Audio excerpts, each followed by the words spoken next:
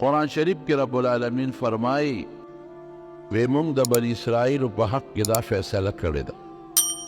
او دا فیصله مو ورته ورولې ده، په دې دوی پوه کړي دي د خپل کتاب په ذریعه چې لتفسدن فی الارض مرتين، چې تاسو به غټ غټ رواني چې کوئ په ځمکه کې نو اب تاسو دوه ځله کوئ، واړه واړه رواني خو به کوئ، واړه واړه نقصانات او بغاوتونه او فسادونه خو به م ډېري، حکم چې غټ غټ هغه فسادونه دي چې په هغې الله تاسو له مضبوط او سنګینه سزا به درکوي ابد وی. لتفسدن فی الارض مرتين ولتعلن علوا کبیرا، دو فساده به کوئ او لتعلن علوا کبیرا،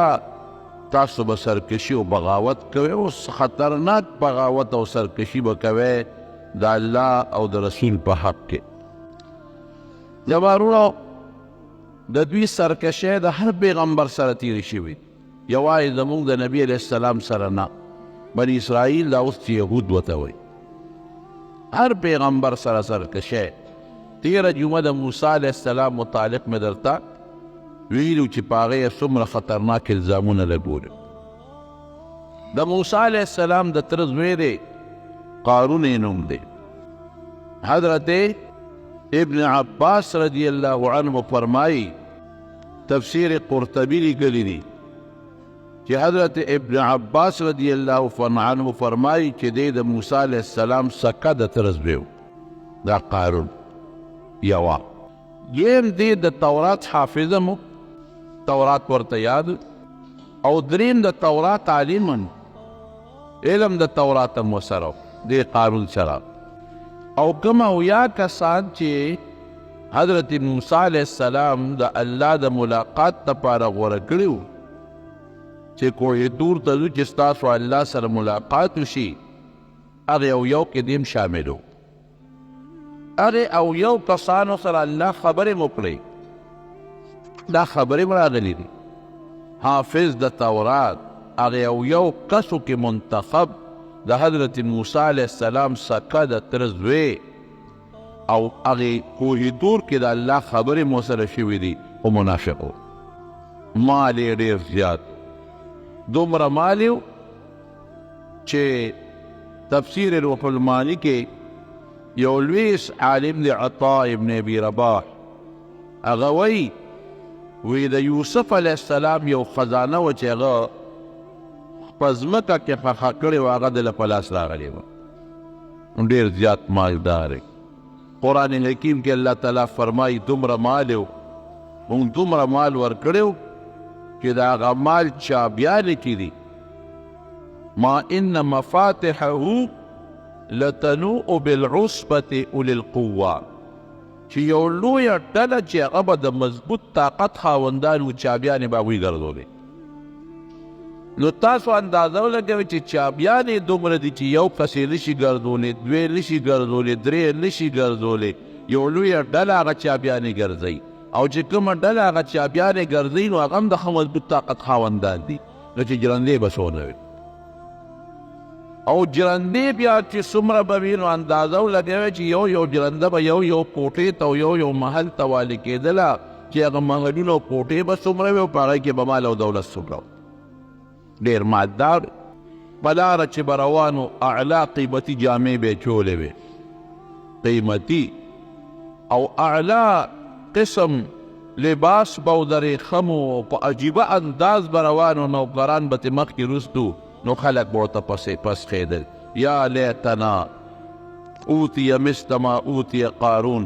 افسوس چې داسې مال زمونږ هم وي لکه د دې قارون چپ دی. نیکانو خلکو به وایي مه پسخېږئ ورته، مه پسخېږئ، دا د دنیا مال او دولت دی، قارون یې په غرور کې اچولی دی مال او دولت. دې مال او دولت د قارون ته ګورې پام کوئ چې ونه پسخېږئ. حضرت موسی علیہ السلام ورته نصیحت شروع کړ، پې ګوره دا مال الله درکړی دی، یو وخت به یې دنه الله والي، او په تش کفن کې په سپینه جامه کې به ګورې الله لځې. دا چې څومره دولت در سره دی دا د نه ټول په دنیا کې پاتې دی، په دې دولت نشه مه کوه، په دې غرور مه کوه. یو سپین کفن کې به د دنیا نه دی او صرف 2 څادرې به ځان سره وړي بل شی وړی نه شي. دا مال الله درکړی دی. د موسی علیه السلام مخکې خو به یې غږ نه کو، خو خلکو ته به یې څه ویل الله را کړی دی، دا ما په دې مټو ګټلی دی. قرآن شریف کې الله فرمایي ما ګټلی دی. اوس هم بعضې خلک چې ورته الله رسول ور مخکې کې نشه پې دونه غاویری او دونه غالب وي چې هغه وایي نه مړه تا ما ګټلی دی، دا ما محنت کړی دی. د محنت بچیا دا لاس چا درکړی دی، دا عقل او دماغ چا درکړی دی، دا روغ وجود او دا ښکلې سترګې چا درکړی دی، او دا خشته وجود او دا بچي چا درکړي د خدای نه ویرېږه. کې راونیوي قسم دی که د ټوپک خلاص کي، کې راونیوي قسم دی که د بچي خلاص کي، کې راونیوي قسم دی که خاندان دی خلاص کي. نو دا خلک به ورته لګي او نصیحت به کوه، ده به دا ما په خپلو مټو ګټلی دی، دا ما ګټلی دی. او کبر به کو، غرور به کو، ځان پسې به خپې راښکلې، ځان پسې به سپلی راښکلې، او مسلمان یې د نظر نه څه نه راته وی راشه یاره داسې کومه. دا موسی علیه السلام خو لګیا دی ما ته نصیحت کوي، او ما بدناموي په خلکو کې چې د صدقه او خیرات نه کوي. ودرېږه چې د یو کوټې لږ غوندې رچا کړه، نو یو ښځې دی پیسې ور او هغې دې ته جوړه کړه چې موسی علیه السلام کله تقریر کوي او تقریر لپاسي نو ته به پې الزام ولګې. نو چې په پیغمبر الزام ولګېد خو برباد شو. چې کوم سړی نیکي خلکو له دعوت ورکوي او په هغه د بدو الزام ولګو خو تباه کړه، د هغه خبره خو بیا څوک نه مني، بیا خلک وایي ښه کیسه ویسه. چې کوم سړی بل له دعوت ورکوي داعي دی، اب خپله جامه پاکه ساتي، جامه که جهلت شیرینوالی دی نو خلک به بیا اعتماد نه کوي، خلک وایي مړه ویسه ته کیسه دا چې څه وی دا ټول ګپ شپ کې او دروغ وی. نو موسی علیه السلام یې رچکاو، نو د ښځې ولمسولو پیسې وله ورکړې. نو موسی علیه السلام یو ځل بني اسرائیلو کې ولاړ دی تقریر کوي، دا ښځه پاڅېده، بیا کېناسته، بیا پاڅېده، بیا کېناسته، بیا پاڅېده، بیا کېناسته. بس حضرت موسی علیه السلام پیش چا پکې اواز هم ورکړه شیطانانو دله پاسې وایه که نه څه وی چې دا خبره وکړي. الله اوس هغه خوله بندوله او د موسی علیه السلام روب پرې راته. بس چې خبره یې د خولې نه شروع کړه موسی علیه السلام ورته ویې ښه چپ صبر وکړه. لاړه او 2 رکعاته نفل وکړه حضرت موسی علیه السلام، الله ته توجه ورکړه. او چې 2 رکعاته نفل یې وکړل او بیا راغی د مجلس ته او د الله نه یې سوال وکړه، وی پروردګاره که زه په حق یم اوس زما مدد وکړي. چې ودرېد هغه ښځې ته یې وی ای ښځې پاڅه ودرېږه ودرېده. وی ستا دې په هغه ذات قسم وي چې د اسمانونه پیدا کړي دي او د ځمکې پیدا کړي او موت یې پیدا کړي وو، وایه رښتیا خبره کوه. بس ښځه پره پیدا شوه چې د الله نوم یې واورېد او بیا د الله د اسمانونو او ځمکو پره پیدا شوه. وی صاحب رښتیا ووایه. وی او وی قارون پیسې راکړي چې په د الزام په موسی علیه السلام ولګو، دی به بدنام شي، بې عزته به شي او بدنام به شي، الزام پرې ولګوه، هغه راله پیسې راکړي. بس حضرت موسی علیه السلام الله ته سوال وکړه، الله ډېر ترې تنګ ډېر کبرجن دی او ډېر زیات ظالم دی او زما دا نیکان مسلمانان ټول رټي او ما پسې دا ستا الله ولیدل، خدای راوی نیسئ. نو الله داسې راونیوه چې سره د کور او سره د خاندان او سره د هغه خپلو ملګرو یې ځمکه او شلولو پکې وردننه کړه. چغې جوړې کړې ما بچ کا ما بچ کا، ای موسی ما معاف کا. الله موسی علیه السلام ځمکې ته ویری کاږه، نور یې مراخ کړه، بیا چغې وی ویری کاږه، نور یې مراخ کړه، بیا چغې وی ویری کاږه نورم. نو په دا ځمکه کې ورغیب شو. نو نبی علیه السلام مبارک په یو حدیث کې راځي، هغې خو نوم نه دی غښتی او غالبا هم دې ته مراد دی چې دقسې یو کبرجن سړی ځمکې راښکلی دی او په دې پونده تاویږي او ورو ورو لاندې ځي، دا د ده دپاره سزا شو. یو روایت کې مې لیدلی یو خبر کې چې رب العالمین حضرت موسی علیه السلام ته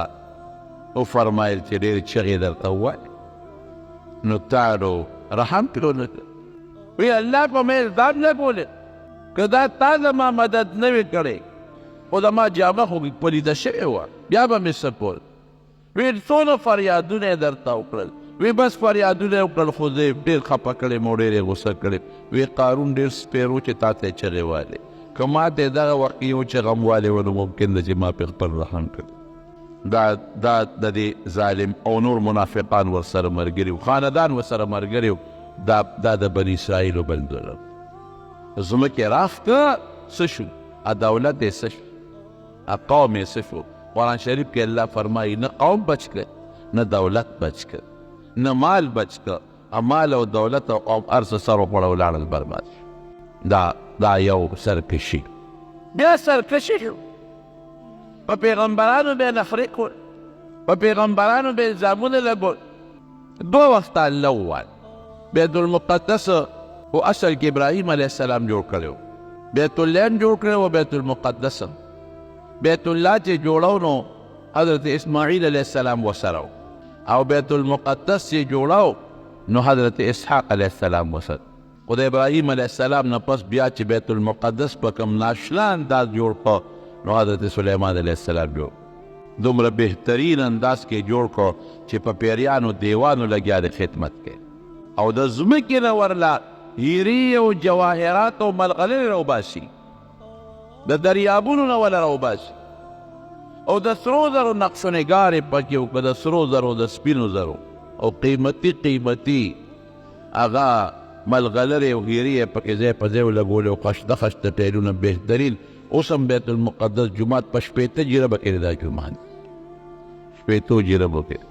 او اوسنی چې کوم جوړ دی اوس خو خیر یهودیانو په قبضه کې اخیستی دی، اوس هم د هغوی په قبضه کې دی. نیم هغوی قبضه کړی ځان یې پکې خپله عبادتخانه جوړه کړې ده، او نیم یې مسلمانانو ته پرېښې دی، مسلمانان پکې عبادت کوي. خو چې کوم نیم یې مسلمانانو ته پرېښې دی نو چې څوک خوښي عبادت ته پرېږدي او چې څوک خوښي نه پرېږدي. خو دا د ظالمانو په قبضه کې. اوس یې وایي داسې ټایلونه پکې لګولي دي په بیت المقدس په جومات کې، داسې ټایل لګېدلي دي. دوی لګیا دي کوشش کوي چې رواني کې، خو لا فلحال یې پیوسته دی برابر شوی چې په هغه ټایلونو کې د سلطان صلاح الدین ایوبي عکس ښکاري. وایي چې مخامخ ورته ودرېږې نو تا ته به څه نه ښکاري، خو چې ښي طرف ته شي د هغه عکس به درته ښکاري، او چې ګس طرف ته شي نو بیا به د هغه عکس درته ښکاري. او چې کوم محراب دی، محراب وی د لرګي نه جوړ دی محراب، او د یو لرګي نه جوړ دی، پکې ټانکه نشته او نه پکې پیول شته. داسې محراب دی د بیت المقدس د جومات. او ډېر لوی یو وخت کې زموږ قبله وه، نبي علیه السلام مبارک سره پاسه 14 میاشتې بیت المقدس طرف ته مونځ کړی دی. بیا دا قبله منسوخه شوه او بیت الله طرف ته حکم راغی فول وجهک شطر المسجد الحرام، چې بس فولوا وجوهکم شطره. نبی علیه السلام ته صحابو ته حکم وشو چې تاسو بیت الله ته مخ راوړئ. او د مونځ یې ډېر لوی فضیلت دی، ډېر لوی برکت دی پکې. بهر کیف سلیمان علیه السلام جوړ کو، یو ناشنا جومات یې جوړ کو. بني اسرائیل دا یهودیان به پکې خپل مونځ عبادت پرې پکې کو، نافرماني یې جوړل. یو نافرماني نه ډېرې زیات. د حضرت داود علیه السلام په زمانه کې دی باندې داود علیه السلام چې پیغمبر و سلیمان علیه السلام نه پس د داود علیه السلام چې د داود علیه السلام په زمانه کې د سلیمان علیه السلام نه مخکې نو هغې کې هم دی نافرمانی کړی، پیغمبر موجود دی. یو کلی ایله ورته وایي، د بحر قلزم په غاړه دا کلی آباد و په هغه وخت، دا ایله. او د مدین او د کوهتور په میاس کې و دا کلی د بحر قلزم په غاړه. نو الله تعالی خو ازمایښتونه امتحانات راولي، نو داود علیه السلام په ژبه په دوی دا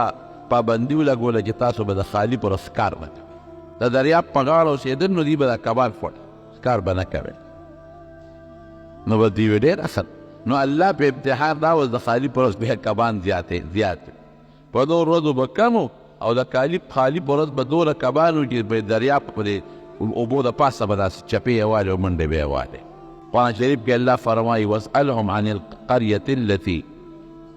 استأتيهم حيطانهم يوم سبتهم شرعا. دا کبان به د خالي پر ورځ باندې چت په د اوبو د پاسه به داسې ښکارېدل. ويوم لا يسبتون لا تاسې به نو بیا د خالي دروازې نه علاوه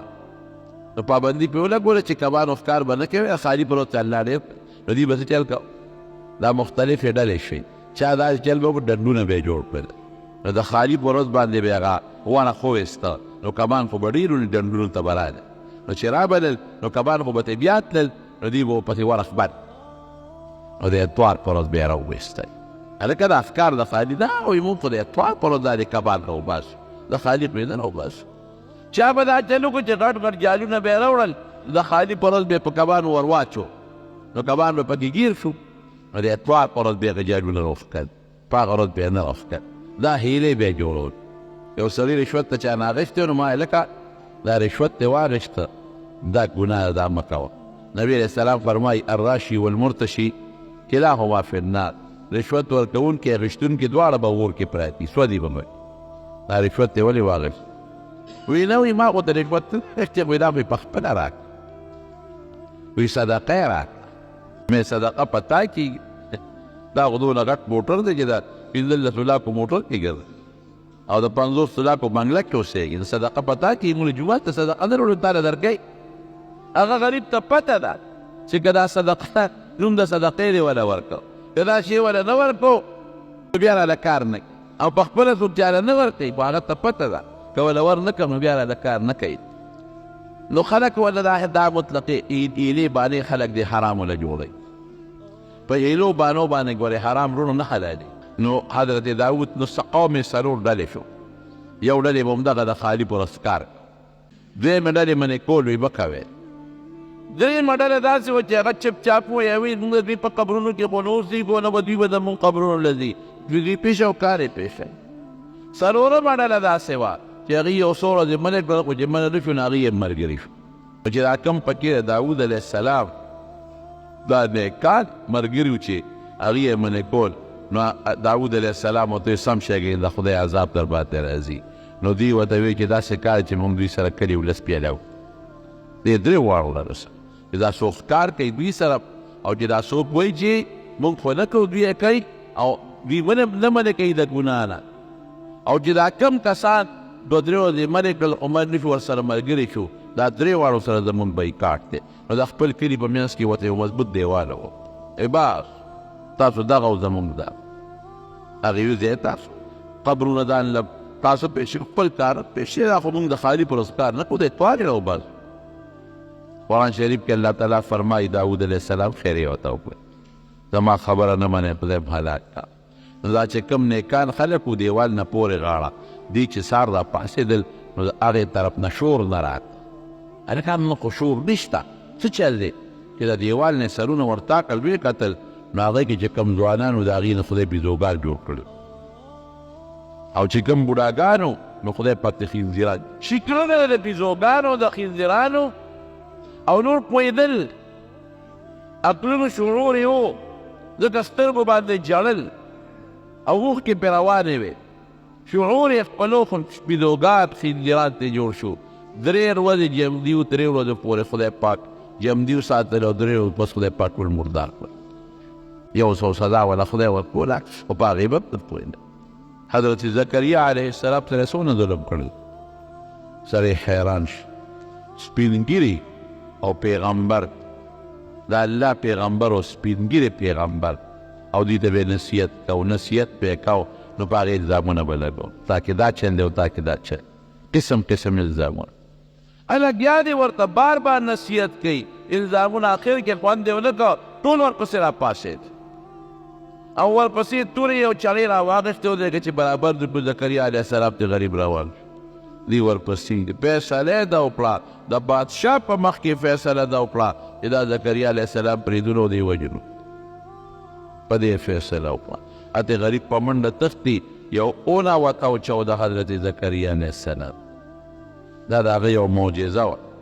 دله کې دا سوچ وکړو چې دا اونه خو ماته وچو د غالبا چې دا ماله پناه راکوي نو هغه اونې دې میاشت ته دې ډټ ته ورننوت نو چې ورننوت هغه اونه پې بیا واپس راغله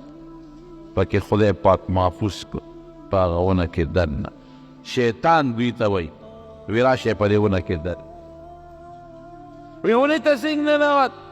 وی نه ډډه ونه ده او ده ته په میاشت کېدلې ده او پکې ورننوتی دی وی نه دا موږ نه منو سورې پکې نشته او څنګه ورننوت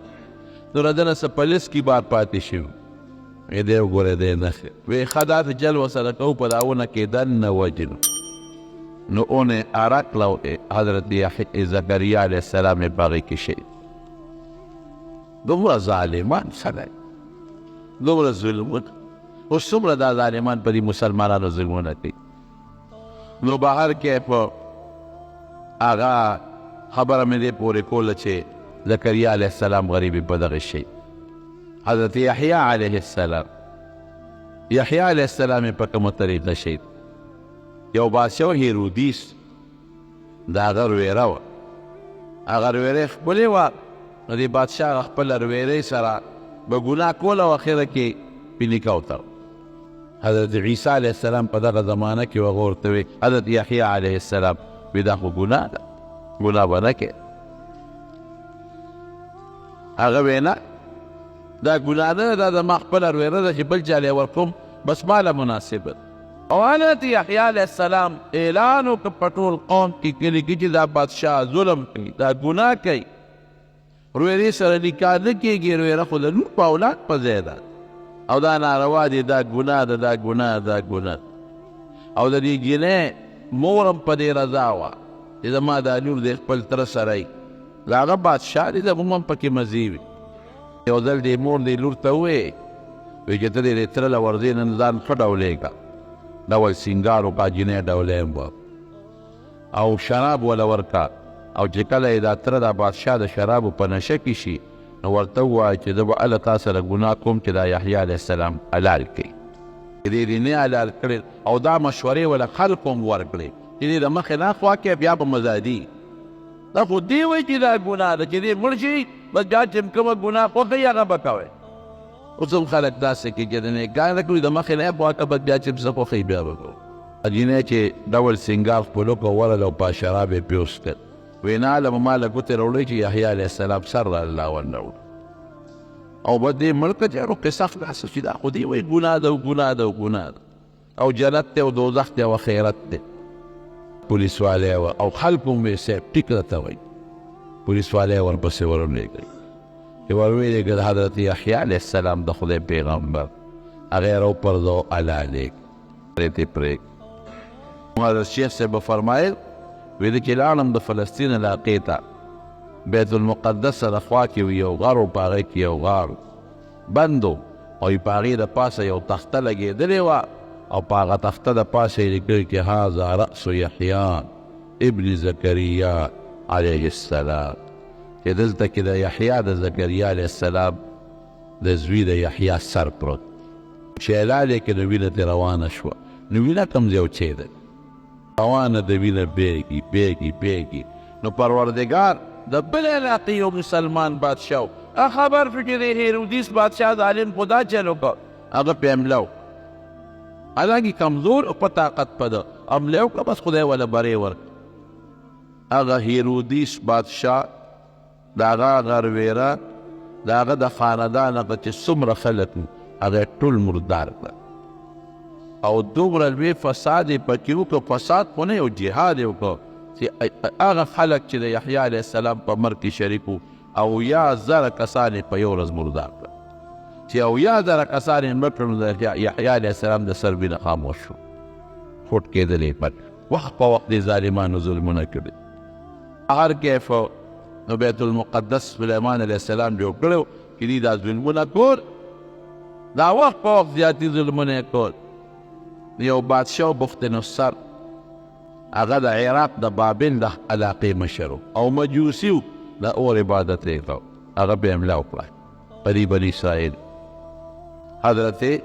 حذیفه رضی الله عنه فرمایي دا د هغه حدیث دی وایي ما د نبي علیه السلام نه تپوس وکړو چې قرآن شریف کې الله تعالی فرمایي چې دوی به دوه فساده کوي او زه به ورله د هغې سزا ورکوم نو دا کوم دي نو دا وایي نبي علیه السلام راته دا قصه وکړه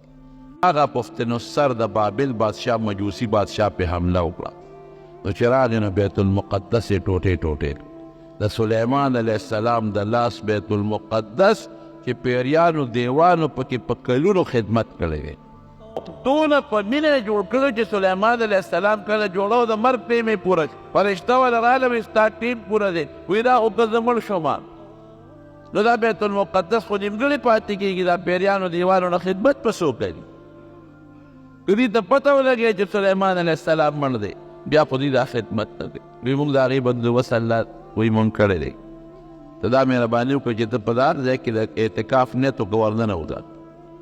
او دې خلکو ته ووایه چې بس ما پسې به څوک هم دې کوټې ته نه راځي زما د رزق بندوبست به الله کوي او په دې کرسۍ باندې کښېنه او بس دې ته ګوره مخامخ دوی به کار کوي. مونږ به دله سو باسو او نو هغه کونټۍ دې زنې ته ولګولو دغسې ناست دی په هغه خلوت خانه کې